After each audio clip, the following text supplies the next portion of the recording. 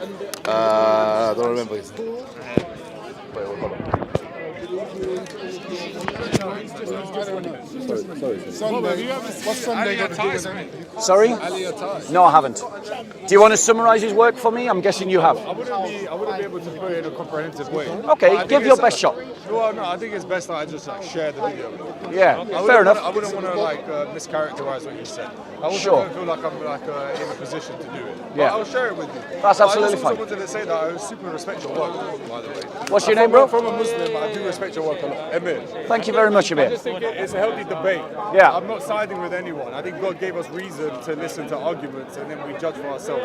But it's nice to hear two sides of the argument. And I totally think that is what Speaker's Corner is meant to be about. I want to be recorded by it. So put the cameras on me, guys.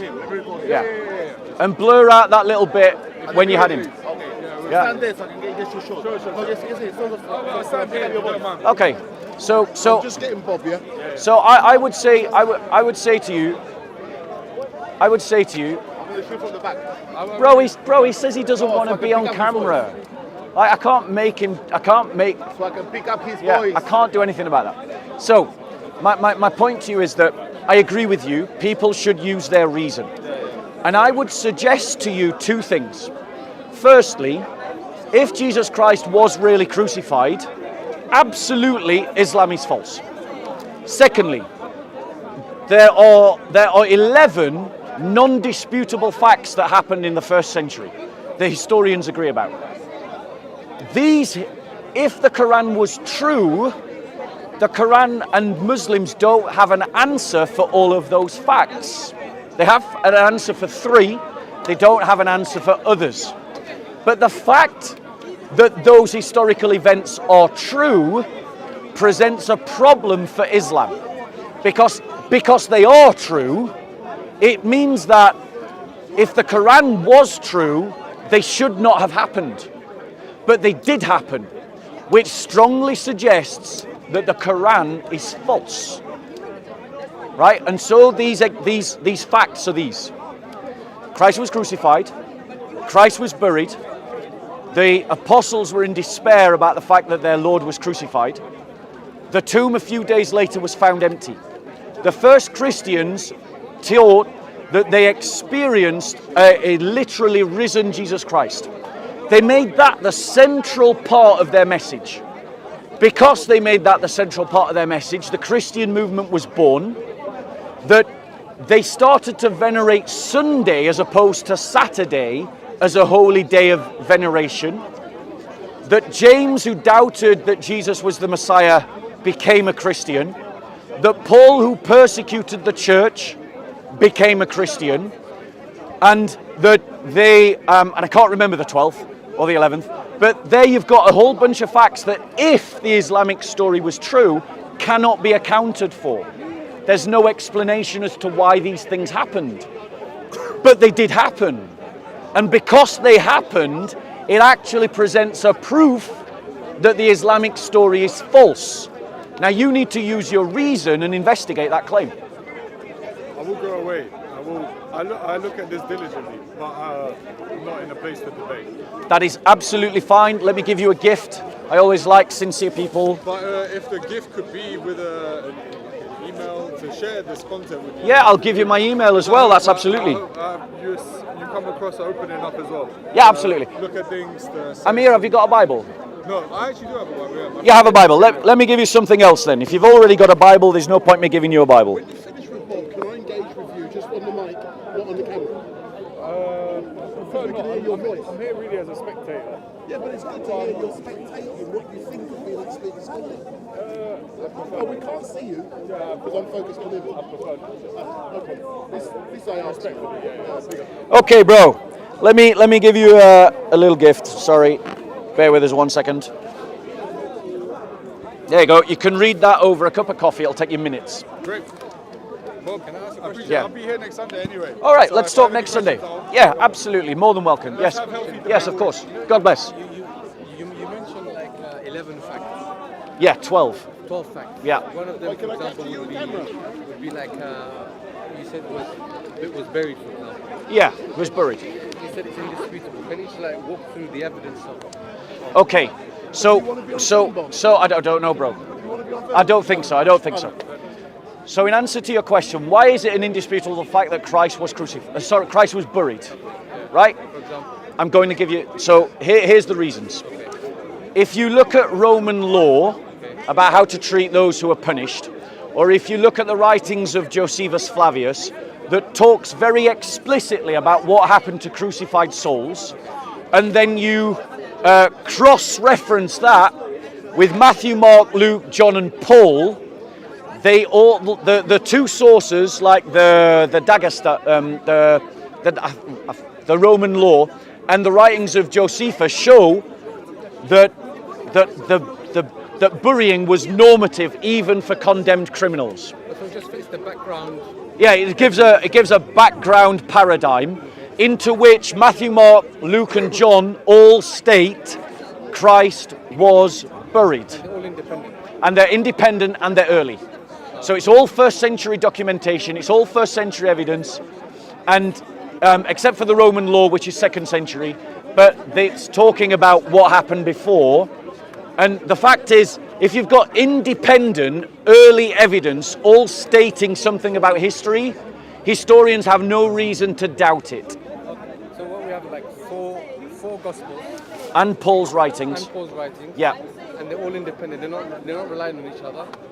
They're saying Jesus was buried, and in addition to that, it just fits the context of that's how Romans used to do things. Yeah. So that's what makes it independent. That's what makes it Yeah. strong. So the context is the writings of Josephus Flavius, the writings of Roman law about how to deal with criminals, but also you've got a third piece of evidence, which in 1968 they found an ossuary. An ossuary is a burial box. Okay. And it was a burial box, and on the ossuary it says, these are the remains of Johanan, who was crucified by Pontius Pilate. And inside the box you find an ankle bone, and on the ankle bone you can still see the nail of crucifixion. So what you've got is two non-Christian documents and a historical, archaeological evidence that all demonstrate that the crucified were buried. And then in addition to that, you have 5 sources, independent, that state that Christ was crucified and that he was buried. So that's why no one disputes that Christ was buried. So for example, if I say it's buried, it's because you have 5 sources, Paul, the Gospels, and you have Josephus, and let's talk about that's how it normally used to happen. Yes, and Roman law, and an ossuary box, which is also background evidence. And then you also said the tomb was found empty.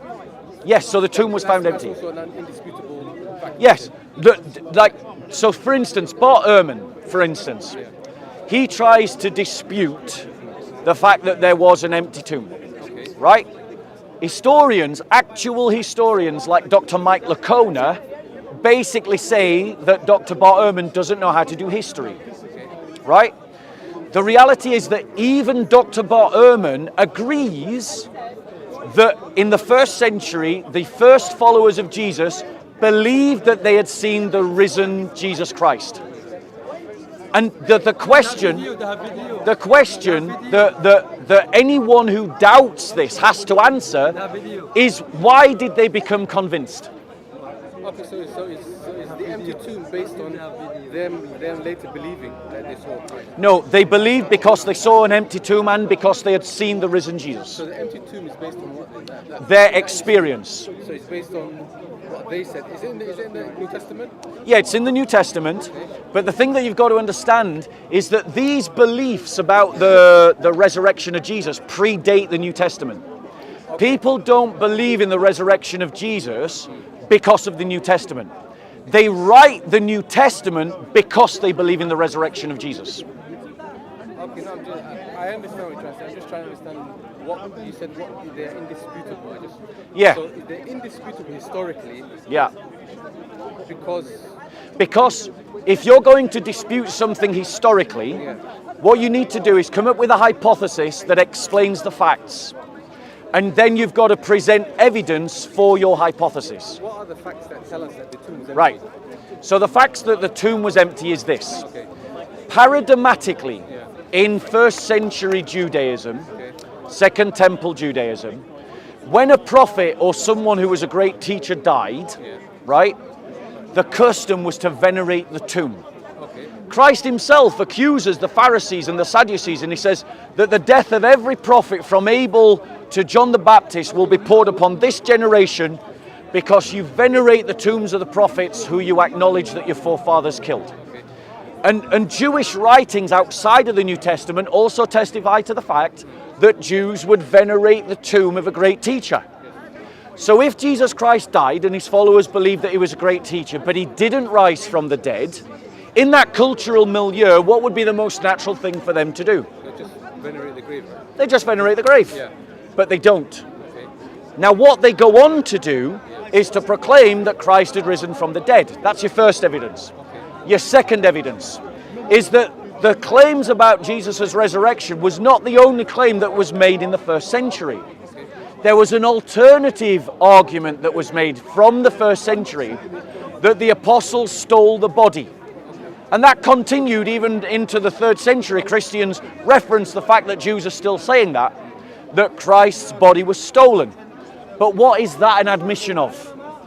If you're saying that someone stole the body, you're saying that it was in a tomb and that the tomb was empty. So that's your second evidence. Okay? So this is the reason why we have good, solid reasons to believe that that tomb was empty. The tomb was empty because it goes against what was normally the case. Yes. And it was also empty because we know from Flavius and from Roman law that it was normative to bury those that had died.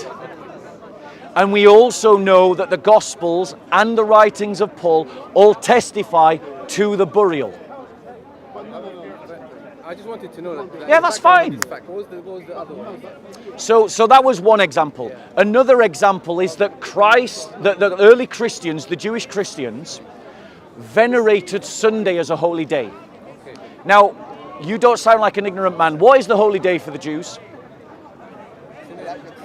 Saturday, right? the Sabbath. Okay, yes.